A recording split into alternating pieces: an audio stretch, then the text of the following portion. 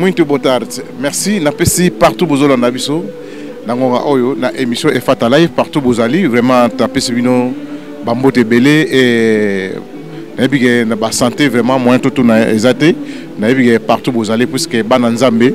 nabige bozatoza assurance na santé na biso puisque nzamba azali. Alors merci mingi na batali ya émission Efata Live lelo naza en direct ya Kafufu après ko beta moi tour moké ya Namibi, Wambo, pe Lobango. Donc, ici, vraiment dans Lobango, tout ça, il y a Papi Kiala, donc les monuments Papi Kiala. Donc, on a quatre Lobango, vraiment Papi Kiala. Merci Mingi, na Union Sociale pour na Wilindeke, na Popsicola. Donc, merci Mingi, na bino tout, bozozo temps. Kolungona biso na Lobango, to yaki malamoko, na Wambo, ici, vraiment, to yaki kokuta na producteur a bengaki biso pour azana ba concert oyo arobetsa na kati ya Wambo donc ezali Fally Ipupa en plus ouais la son na décembre donc na 6e mois ou bien 7e mois donc son zambalingi vraiment tozala na Fally Ipupa na kati ya Wambo donc eza première fois na kati ya masolo na biso ya Angola donc Fally Ipupa donc musicien congolais banyata na kati ya Wambo alors producteur na biso wana to soloine makambo ezoke nango bien ezoke na marche pour azana besoin peu ya kotombola Wambo donc Wambo pe eyeba parce que ça deuxième capitale ya Lunda Nord ya Angola mobimba donc deuxième capitale ya Angola donc après Wambo ezalaki premier capitale mais tant ba yo mona geno port place mai ezalité yango moni Luanda et Botama ezo place ya premier capitale alors bana Wambo ba patron ya Wambo bazana besoin ya kotombola Wambo vraiment et bana on a mukili mobimba parce que eza mboka ya mbongo eza mboka oyo donc eza makambo ebele alors wana tozaki wana na baleyo makobo tozaki wana Guy La Roche donc Sumbila Tekila donc Guy La Roche donc tozaki na yewana nasi bokozwa bango na image to mekana na kozwa bango parce que pona ko mekana ko yeba est-ce que arrivé ya ba Fally ba grand star oyo bazolungwa na kati ya RDC pona robeta musique na kati ya Wambo akei na bango est-ce que baza sir ndenge ba musicien balinga bango pe ba kosala bongo donc to solaki na bande ko na biso wana bokozwa Leyo Makobo bokozwa Guy La Roche Sumbila Ntekira bokozwa sus bande ko musus ba frère musus oyo ba compagnie ki Leyo Makobo donc leader babike mboka na mboka azana mokonzi na bango donc mokonzi na biso na kati ya Wambo ezali Leyo Makobo ye muta recevoir ba journaliste ye muta recevoir ba musicien donc yepe ayebi makambo ya musique na kati ya Wambo vraiment tozaki wana merci mingi na papa Feli mobali ya mama Irmina na kati ya Wambo donc bisika nini vraiment ulinde ke tozaki bien accueil na tozaki accueil moko impossible pas ya mama Irmina na papa Feli vraiment na pesi libota mobimba ba jeune garçon na biso to pesi bino vraiment ba mbote belé to ko bosa na te ko pesa Popsicola oyo to tambola ki na ye et David Wembe oya Daniela na kati ya Luanda donc to pesi vraiment ba mbote belé awa pe na kati ya Kafufu to ko mekana ko zwa susu ndeko na biso moko Dadi Sasa donc Dadi Sasa oyo bozoka mikolo oyo presque na se boyo ki nzembo moko miyagi ayembaki pour na ye vraiment aza frère moko azo recevoir ba artiste ba journaliste donc mutu moko vraiment oyo azo betsa vraiment so journaliste aye awa azo sala tout que nos journalistes sont bien, azo sala tout que ba mise ba zonga bien, na sira ba mise ebele borkese belé et anamboka ya Kafufu donc pour na kobeta ba concert awa donc grâce à Dadi Sasa na Uli Mavita JC Bosisi leader de la 5e génération bisika o tozali vraiment oyo bisika o mission Efata Live et banda awa nde bisika oyo et pa ya JC Bosisi na pesi ba mote ebele et pa ya Tatilito donc na kata mushinda na bosanité Papitu Samba et na kobosana ba bon anniversaire et pas ya Maraville Azula ou ya Ulindeke Maraville Azula vraiment donc kokisimbula likolambula parabège mon amour et Maraville Azula donc na peso vraiment ba parabège belé mama bébé ngala na kobosana te ko pesa yo ba mbote puisque yonde mutosala pour te Maraville Azula donc azo vibrer makasi donc na kati ya Angola na Luanda donc le seul Molière ya Ulindeke donc o achaka o azaka souci na ye butu moso moni biso ba santé boye donc ba Maraville Azula to bosanité Sylvanie Makoso donc toza wana to bosani binote to pesi bino ba mbote ebele papindala na kataka Kafufu mon frère de vraiment na bosani yote alors on me gana balancer biso nanu ba image à tourner ya Wilindeke avant tous wa invité na biso dati sasa donc amegana ko expliquer biso comment mouvement ya mboka ya kafufu parce que batba yebi kafufu kufa batba ya kasu kafufu te batba komira lokapa nzazi moshinda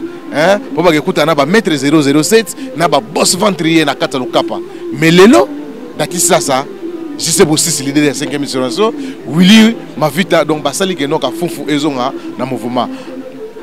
c'est la biso nanu ba image bolanda bano ya wambo bana wambo David Wembe c'est la biso image wana ya bana wambo oyo ka comment nini ba sepeli arrivé ba artiste na biso oyo ba koya na mboka wana David Wembe ba kila biso ba image wana Pepsi Cola play.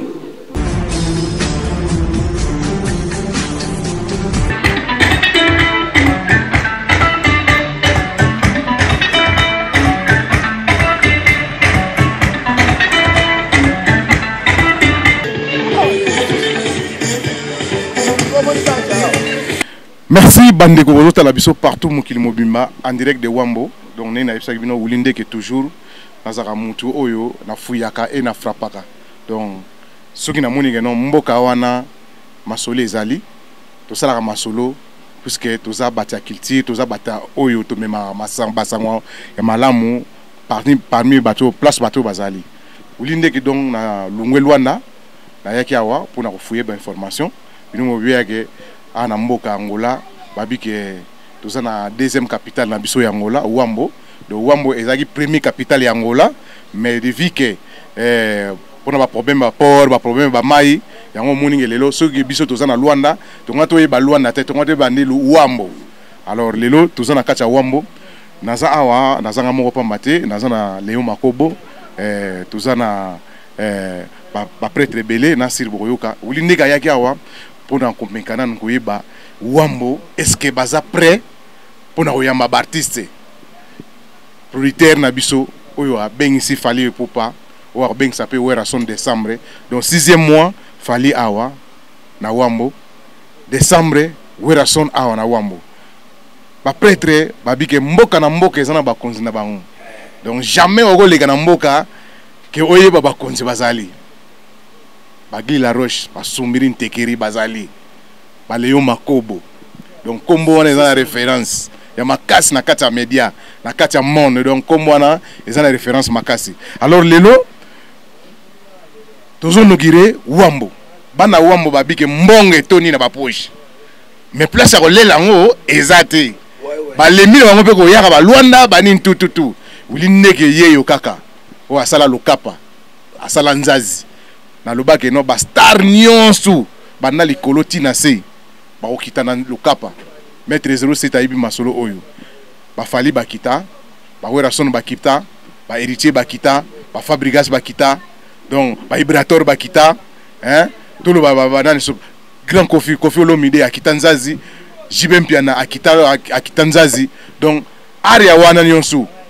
ba dide la cause baza bato basala ba miyake bakita na lokapa donc lelo babi ke to changer ba donner bana lokapa bolimisa biso nanu minito bana Wambo babi ke bana bezo bali ya mbongo parce que la deuxième capitale ya Angola mbongo ezali mboka na mboka ezana bakonzi na bango Léon Makobo ye azali awa pour ça na koto frère bamona yo ozomona vraiment baza ba jeune moko bien na bibier babi ke Léon Makobo awa na kati ya mboka Angola Neni nan santé. Oh, santé bien pena. Alors lelo babike bana Wambo bozolinga boboto la trône ya bana Luanda na lokapa. Boyebike lokapa ba dollar ezalaka kuna des fois te ba dia meza. Alors lelo bino bonimike non? Ba star wana nyonso bakita na kata mboka Luanda. Boza pena prepo na oyamba bango. Ah biso veto ba démentifie to lekala ba lokapa ba njaji. Mais na minute oza awa bon. Tozo mona Wambo za cidade vida. Bon cidade oyo eza danse mais toza la bon mouvement ya orchestre mais to lingi penza to mona ba star ya minene baya pena Wambo wabeta na ba salle ya ba 4000 places amona peke chez OK baya ya bazala koto donc eza mboka moko eza deuxième cidade ya Angola tous mon artiste était dans la bâtisse c'est gars Mike ba ya ba mboka tous en là ba on mais ça la rappeler moi chaud mais ba salo to che pour na ba artiste oh yo Willinde ko proposer biso lokola ba Fally Ipupa DiCaprio to che lokola ba pavillon ba maman na ba salle yo ko ta ba 4500 personnes na bi ke ozala chez pour menonge goya kuite goya parti goya to limito lancer mboka présent maman na Sidat tout le monde a pe ba ministère à danser pour biso de l'ingande ambiance ça ba mbongo ezebele mais tu dépenses à rater tu voyager ba poto ba Chine mais Wambo Sidat Vida Sidat Vida Léo Mako Babi que yoza référence à Wambo et les lobozo boto la trône na linga opé sa message clé et pas bana Wambo suppose que ba star bazoya boza nini bosala nini popo ya mabatwana. Ah mais tu ça la tout pour ça la tout sur des stars à mon na Fally tu es venu te organiser tu as un hôtel là va foutre à $350 par jour tu vas foutre pour la Fally quoi pour vendre na Wambo on avait le cuicui au biso vendre na Wambo Sidat Vida quoi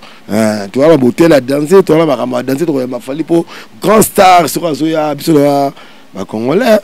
toi ba tu dis la musique je m'appelle Léon Makobo toi la famille le roi Gilles Makobo c'est mon frère ce boye binga bo comprendre kaka quoi ils a ba face ils a ba masolo musique eza guna biso auto botama la ngopé bon toujours organisé pour te foule à Wambo et ça l'appelle le roi province mususu vous comprenez pour ba ya ba vania tout ça fermé tout ça ben ba Kombo mais toujours monde na té yango toujours les lato Willinde ke to bima to monana nenge batu musu ba mboka mususu biso pe za to ngi pe na Wambo ezala évoluer et l'homme ne salara que non vous avez fermé en entendant tout ça na ba grand maître awa hein donc disque bazawana mais l'homme ne salara que non bino vous allez fermer mula wana boyoka ba star ba yaka basuka na wana Luanda et l'homme ne salara boko kaka ou bien comment to kaka to ami ba pauvre ba bien na moko ah ça y formé to ami ba petit zobozi to ami ba tripa ba Junior Belgado ba Jali Jabir na ba mbora oyo siko tozole la to ya artiste ya munena uta pena Congo démocratique ko la ba Fally Ipupa pour la artiste tout ba ya Robert Babi Wambo Sidat Vida mais to lingi to ya ma pena artiste ya munene ko bi Fally Ipupa to mona yé en tout cas vous allez to ya ma Jabir to ya ma tripa to ya ma ba Ali Jabir to ya ma ba zobozi ba babia sikoyo to lingi ne artiste ya munene so azoya batu bazole la mais comment ba ya soutenir ba roya ya ngwana Willinde gene na monio o proposer nga pona Fally bon ba producteur ba ali biso do après to zo ya mabango na ndenge pena ya bien j'étais masolo o eza carré donc producteur déjà aza prêt donc azo kitela bino Fally awa na wera son décembre Fally na 6e mois le masolo eza bien alors tozo ki ne peut tozo bande ko na biso to zongela Léon Makobo référence ya Wambo donc aza wana mon frère s'est présenté pour na opé sa opinion na yo ni masolo ezo kende bon ngakomona ngai Amega de Newade ndeka na loba na idéologie za première fois te bomona nga na ba écran oyo lelo soto za pembe na vie aza nzambe ya ba journaliste non soto na kati Angola po mutalibo sope to moni na kati Wambo amema media na kati Wambo eza vie oyo Willinde ke nzamba ba journaliste na kati Angola sa ignorance na so la sa complexe po na rosa complexité pour na kola bien vous comprenez nga de Newade idéologie VO Léon Makobo aza nzamba Wambo mutapese ko mwana za ngai c'est moi de Newade Amega de Newade donc est-ce qu'on a objectif et bozo ya mabastar bon pour changer ba donner to changer idéologie pour anini to bande ba idéologie moya ko yamba mi seto za na mona kati Angola bon na ndenge to no memela bango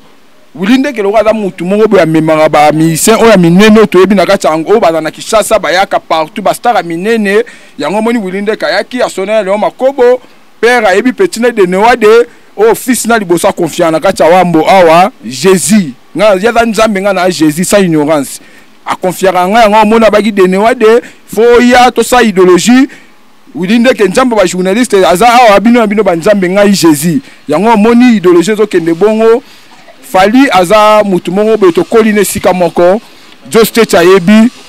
vous comprenez Fally aza mutu mongo be papa na papa Faustin Ipupa vient na biso ya quartier maman na maman Moniki sœur na biso ya quartier bato pe bana pola ba comprendre na Wambo ba vivre po Wambo na kati ya ba Angolais za le roi Lubumbashi deuxième capitale Guy Laroche Sumbiri Ntekiri yaka awa na monio ozana ke ozo talaka kuna na simbiloka Non, pas fait tout la maison là, pour être responsable pour la maison là. À la maison à Léo, moi responsable. On a bien la mission de la Mboka, moi bien. Tout a fait le poids et a beaucoup d'honneur parce que bateau tout camarade Wambo ils a biso. On a mis tout dans la responsable à Wambo, moi moko tout ça nango, pour toi il m'a fallu pour pas. Mais non préféré non va bien né la maison là. Bon, étant que nga Jimmy Changer au Mukilimu Boyembi et Ebi Lemba Kinshasa partout Angola ba Ebi Jimmy Changer fallait pour pas to yamba biso artiste à Luanda. Bon, première fois tout moni le grand journaliste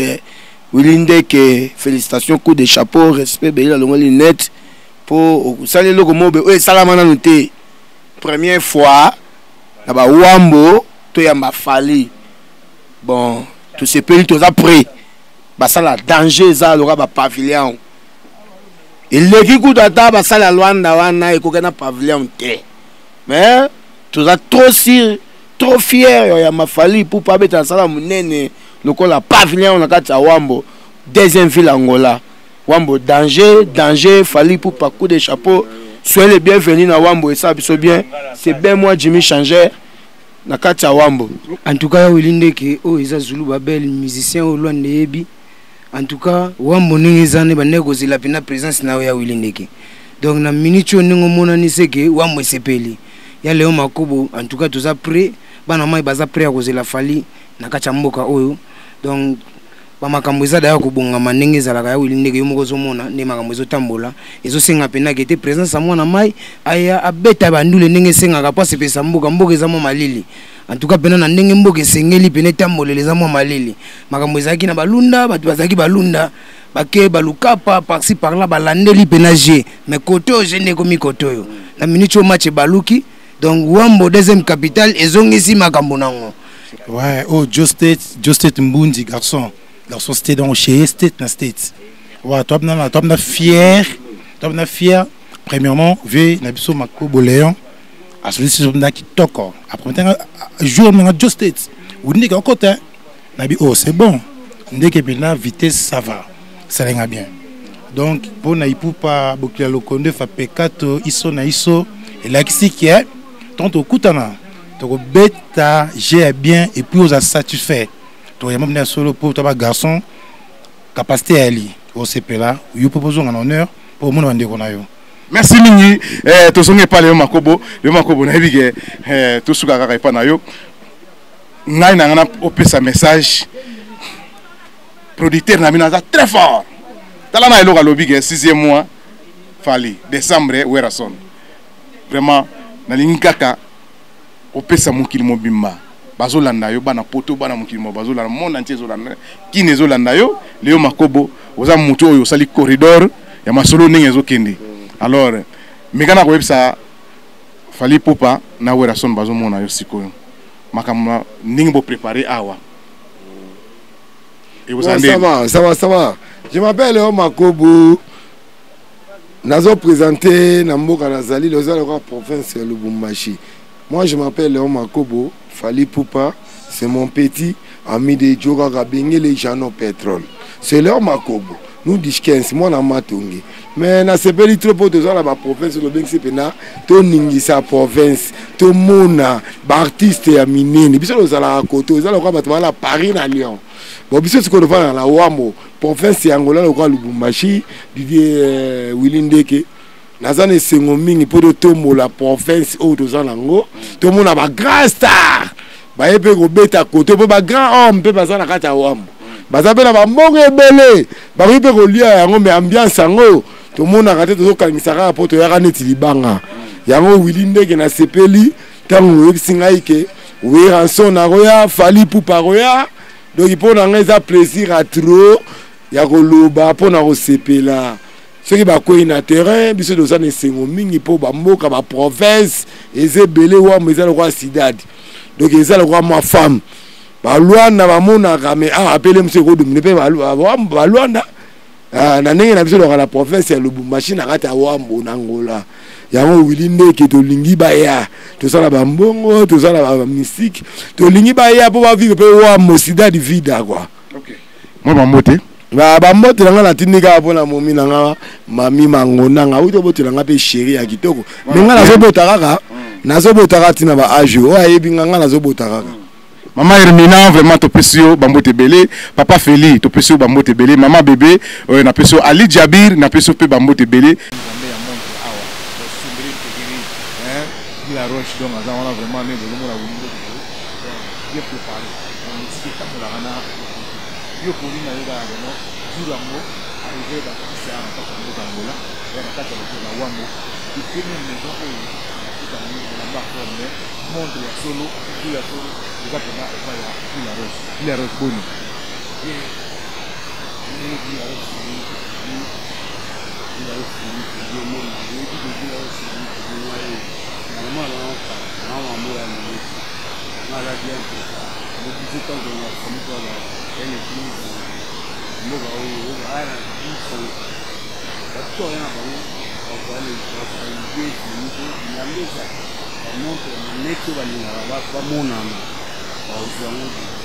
Et puis nous, on va s'habiller. Badak, on a monde à l'année, on a aussi des amis. Nous sommes à côté, nous sommes le monde de la série, c'est là aussi le monde à mon monde, on m'a allumé, il y a bayané. Pourtant, on nous sait, on peut dire à Boyano, on peut dire le mot à Boyano, mais quand on a bon à pied, on peut les jours, on a bien à bord, on a fini, on a milieu, on a pas.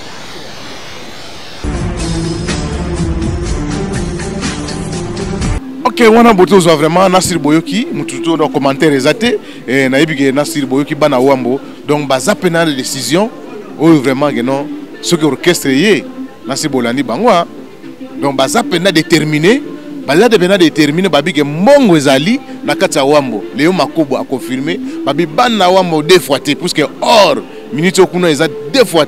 Alors merci mingi na ibige bino nyos bozuita boyoki bana wambo ndeni vraiment ba exprimer na micro ya Efata Live et pas ya Wilindeke. Merci mingi na King Miller, les grands sapeurs. Hein, King Miller, na peso vraiment ba merci mingi merci mingi na famille Bosisi. Hein, donc babi staff mobimba ya JC Bosisi babi meta molo pour vraiment na peso vraiment merci mingi wana eza staff ya JC Bosisi ba les zawameti donc na kati ya bureau ya JC Bosisi et je suis Bosisi hein mabeka donc vraiment na peso bambote belé bisiko zali donc wana toujours les staff ya JC Bosisi leader de la 5e génération vraiment na peso bambote belé metakis hein molopé dans peso vraiment bambote belé bisika ozali et Christian Awila donc Christian Awila donc wana staff ya JC Bosisi donc ce que tout le monde JC Bosisi vraiment barozo na charge vraiment puisque ngambe mibali bazali awa faut que mbalamoko et pas ya invité na biso Dadi Sasa bonne santé. Oui ça va, santé ça très bien. Babi ka fufu depuis 2004 biso to yeba masolo ka fufu ndenge mboko pene zali batulelo bakoma yuko finka ka fufu babi ka fufu vraiment ba patron bazala ka soste ba jeune kuna donc so tali ba jeune kuna vraiment ozomona ke no nesika ka net netité donc lelo ko kamwa ke no ka fufu ezongi en forme robete la biso na moi histoire moki ya Dadi Sasa parce que lelo babi ke batutu bakomota la ka fufu Dadi Sasa presque batutu bazoya ozo coacher bango mais vous préférez mingi que vous aborquez c'est ya Luana ou bazo sala ba interprétation est-ce que vous avez la capacité que non un jour to komona so ba wera son na kati ya mboko yo ba faire golo na mboko yo ba fali popo na mboko yo hein ba Koffi Olomide de ya sayaki la dernièrement to zangina Koffi Olomide bien na biso ready ya miss est-ce que vous avez la capacité wana que donc ka fufu na yo zonga ninga ba lokape koma ou bien comment Dadi Sasa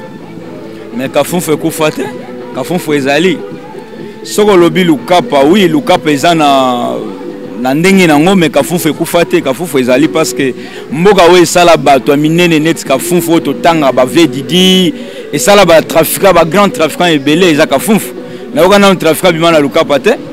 batrafiquant nyonso bayebana oyo batanga oyo bato bayebi babima na kafufu kafufu ekufa ndenge nini le Kapa yo ebige minute ne za boy soto megi olobi ke no to ebi ba trafiquer ba bima na le Kapa te to zana bokito panda chala to zana ba boss ventrier to zana ba gaus kibe hein très très fort est-ce que bato na yo zo reconnaître bango to ebi bango te mais bango nyonso babima na kafunfu baokito bango nyonso babima na lukapa te lukapa esala trafika te batrafiquant nyonso basalema na rayon ya kafunfu na kafunfu tous les grands trafiquants oyoka kombo ebima basalema awa na kafunfu nde misala ngo ndenge ekoma nde bapanzana panzana mais kafunfu eza en forme tozali exemple nga na za okuti nga na toza en forme sima ya boss Suleiman babike deux fois te donc babike Suleiman donc azo aider vraiment ba jeunesse besoin aider pena mais oui aza Salvador yaza Salvador comme ya Salvador azo aider kafunfu ba témoignage ezali ba oyo bagondima bo mutu pe bandima na batu nyonso te mais majorité azo aider batu nyonso azo salisa donc majorité bazo sepela na ye donc c'est ça vision na yo pona kafunfu olinye koma pona yo ningo zo monela ezala koma ningo zo mona vision na zo kene nango tindenge nini mboka oyo ife zonga na top mboka ife zonga ndenge ezalaka ebe poka bave didi et ozonga na bepoka badadi sasa ba immortel et ozonga ndenge ezalaki na epoka bave didi donc ve didi na udia masolo ke via zozonga donc soki via zongi na mboka ose kafunga okufa te via zoya akuta ba pire petit na ye bazaka bazo continuer à sauver donc on continue to se battre tina suka kafunga okufa te tozo sala ngo po ezalaka et ozalaka. Est-ce que on regrette par rapport kafunfu ezalaka na ndenge ezalelo so ovandi penda botali kafunfu est-ce que opesa yo quand même moi souci bon oui ngana ye kafunfu kala te ngana ye kafunfu na 2010 ngana e vrai trop na ngambu na biso na ye kafunfu na 2010 mais nakuta kafunfu ndenge ezalaki na ndenge to komeli moi changement ezali talaka ke za zone minière ba zone belé zo somba na bato alors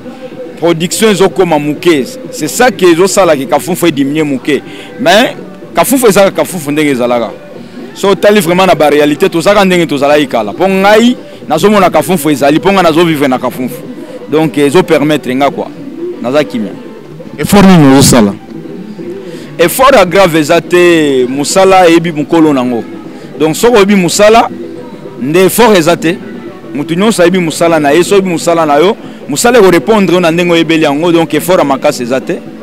alors na ba oyo bazozonga kafunfu ebige mboka so mutu pa tiki yango mutu pe batu pe babosa na ba sens ne ya bandela bona boye alors lelo to comme na kafunfu ya deuxième to kolo bani deuxième phase ya kafunfu alors bato bazoya o bazara ba vie na biso ba koksero bazara kala bazozonga zonga neti yo message ni ngo pesa fo mini bagoyela parce que ça na bato musu ba peut-être bako zara na makanisi wana ngaka ya kala tika so tozongi boye yo za muto zo sur terrain message ni ngo pesa bango pena ba yela comment bazala comment wilinde ke musala kala ezalaka te asikape ezalaka te muto ayi musala na ye ata ele na kafunfu ndenga ebeli musala ndenga ko sala o réussir toujours ba jeune abiso ya kala neti banani ve didi kombo ezali so kombo neza dia somo donc il veut dire lokwa ko lukeza te po ayebi kafunfu bien ko yeba nanu kafunfu c'est trop dire ayebi musala na ye donc soki mutu nyonso ayebi musala attaque ndaki azongi ba savoir faire na yende ozongi sa ye donc awosala kandenga ayebi musala na ye. Est-ce que ça n'a pas passé dans balukapa banzazi et comment vibrer? Est-ce que tout charabino peut battre kafunfu? Non, nga précisément tout changa te pona na kafunfu na se retrouver na kafunfu. Donc nzazi na yoka ba musuba kenda ina nzazi bazongi su kafunfu. Biso to bouchaka te, biso to fixe. Bokei botiki biso, bokuta biso. Donc il veut dire nga naza na kafunfu na se retrouver na kafunfu. Donc nzazi ko bouger ngate lukape ko bouger ngate. Bana mai na biso baza côté na bazo évoluer na ndenge na bango biso pe toza na kafunfu tozo évoluer na ndenge na biso elo mo na yoki ya babige no na biso peut-être to loba mangala toza peut-être na ba patron te donc mboka eza invadir na ba sénégalais eza invadir na ba mindele donc ba congolais peut-être na mboko peut-être bazate il paraît ba kimisa bino bokena so na ngambo ya kavuba kuna ozo confirmer biso likambo wana non eza po na bongo te donc moment nyonso musala ezo dépendre na moment oui kafunfu pour le moment ba inondation ba mindele eza ebele ba mindele na mito na kafunfu baza ebele mais ba noir bazali ba vote nsinga bazali ba mavanga bazali ba Patrick Ngolo bazali ba noir toza ebele dadi sasa immortel tozali vous dépendre pas mindele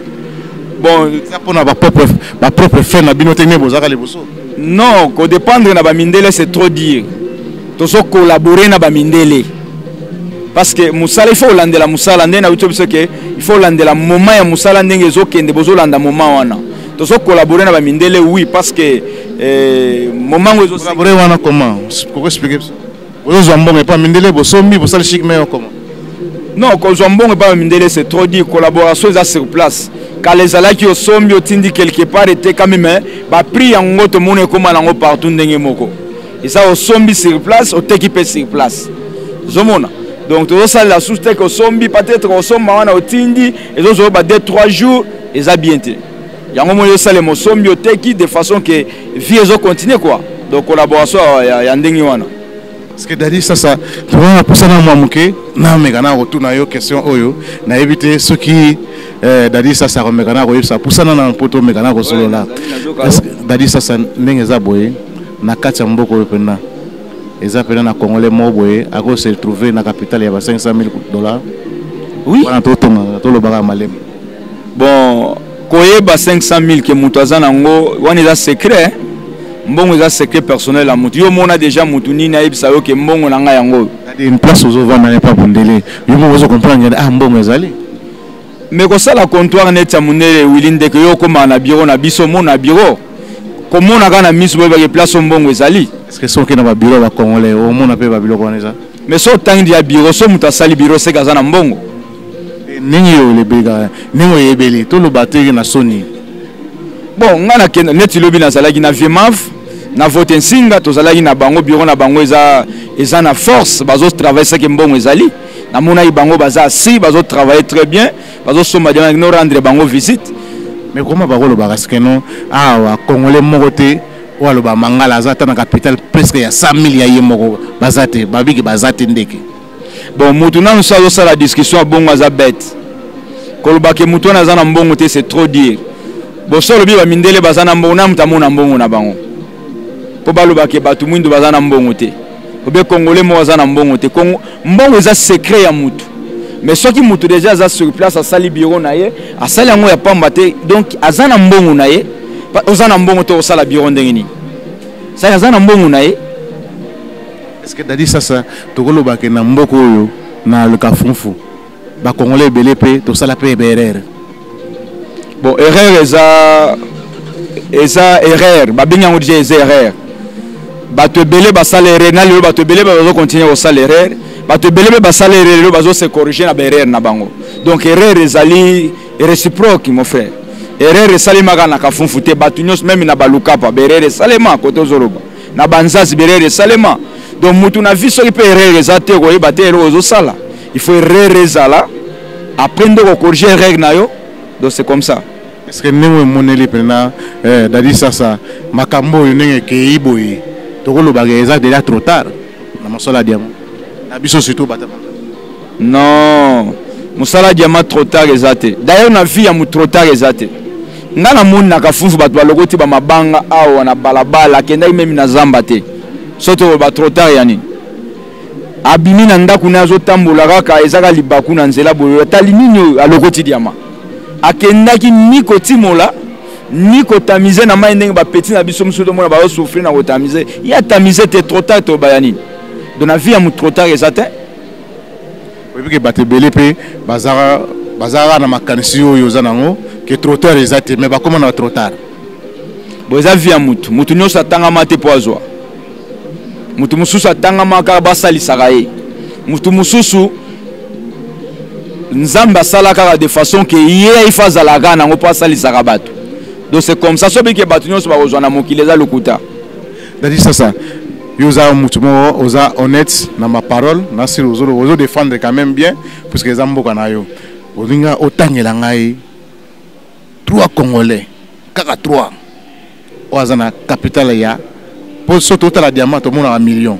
to tie million te to tie kaka $500,000 a na kafufu ba acheter des diamants oyo baza ana mboko oyo de banda awa tina kavuba donc so a bazate otangi bango ka tina kavuba oza na 500,000 koko sa te zala immortel. Bora wuti lo bango siko ka ke mbongo eza secret ya mutu nga dadi sasa emote naza na mbongo nanga. Est-ce que yobi kinga naza na mbongo? Wilinde yobi kinga naza na mbongo? On a tout dit nga 3 kaka. Nga se nga ebelete. Nga nga 3. So yopo za na 4 otie. Bazé belé, vote nsinga aza na mbongo. Mav Mavanga aza na mbongo. Steve aza na mbongo. JC Bossis aza na mbongo. Willy Mavita aza na mbongo. Papi Panda aza na mbongo. Pichen Mukulayanga aza na mbongo. Freddy Kwanza aza na mbongo. Na continue otanga ki 3 na combien na combien de belé? Papi Ndala. Mukuwa aza na mbongo. Papi Ndala aza na mbongo. Parce que sans mbongo ba vivre ndeni. Baliaka na banda kwa banani. Baliaka na banda kuna bango baza na ba bureau na bango bazo travailler baza na mbongo. On est en moment on est lobika ya ko débriller ya ba collaboration. Vous avez na mbongo ezaka non so ba yolo pe libanga ya 20 ou bien c'est 500 000 $. Mon frère na diamant mbongo mukeza la raté. Soko za na mbongo te na diamant ya mukeza. Non exacté. Soko tie déjà mais soko za na mbongo mukeza ka mbongo muke. Oui, ça peut bureau ya 5 000 $, ça peut mbongo muke. 5 000 $. Et kokani na moto a bureau ya 50 000. Mon frère na webi so vérité na trafic so munu mtasali bureau na yaza na mbongo. Parce que si vous avez un bon côté, net na bamboka o musala ndenge koma na tongo il faut dépenser déjà 1 000 $. Na ba réserve ba kende samba ba lega na ba bureau, ba zu bambongo batami, ba zu nyonso. Ba zu mbongo batami. Oui, tono balika mbongo bon, mbongo to ba vérité que ça secret mutu. Mais soki mutu asali bureau na ye azana mbongo na ye. C'est bon dadi sasa wana ezalaki dadi sasa mituna ya ulindeke bozo biso mabete conflité bo le bateke ulindeke pe kutu bona boy non ezaka makambo ya masolo ndenge ezalaka merci mingi na bino bato bozuita ya ko continuer émission na biso merci mingi na place auto vandi JC Bosisi leader ya 5e génération vraiment na pesio ba merci mingi na succès émission na biso dadi sasa amegana ko pesa moi ba dédicace na ye ozape atala côté Megana Roysa Banaka Foufou, la musique comme il y a belé. Donc merci mingi parce que nous besoin yamba ba frère na biso ba journaliste et ba musicien. Pesa moi ba délicace na Onios Balandi. Ouais, na pesa mbote na ngana grand boss de Salvador de Kafunfo Suleiman. Yende mta osala po bato bazala mikolo yo. Na pesa mbote na ba collègue na ngai Willy Mavita, Jeff Nganga, JC Bosisi, Arthur petit nanga Roger, Christian Mindele,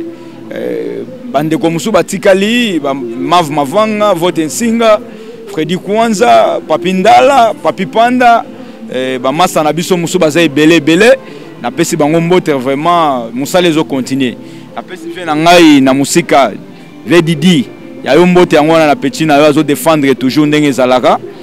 Kafunfu retomber te.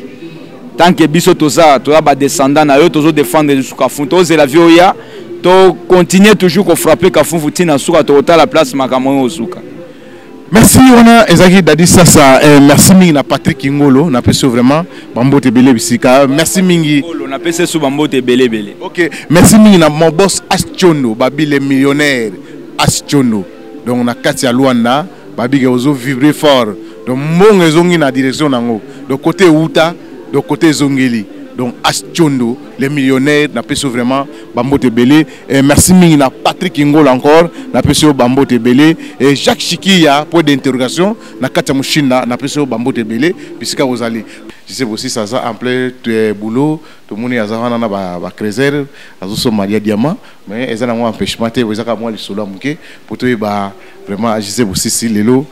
Boyambi, patron Nabino, je sais que c'est la première fois que Boyamara Nabino,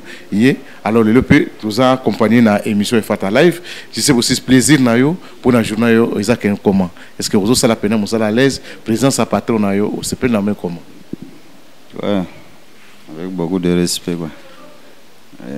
Vraiment, on a souhaité une bonne nuit, bonne tarde. Pour nous, on a parce que ceux qui ont un bureau, ils ont un surtout un bureau, ils ont un et puis, à cela qui voyage, retour, normalement, il faut y aller, parce que il y a un numéro 1. C'est-à-dire qu'il faut y aller en air, comme on a on sentir que non.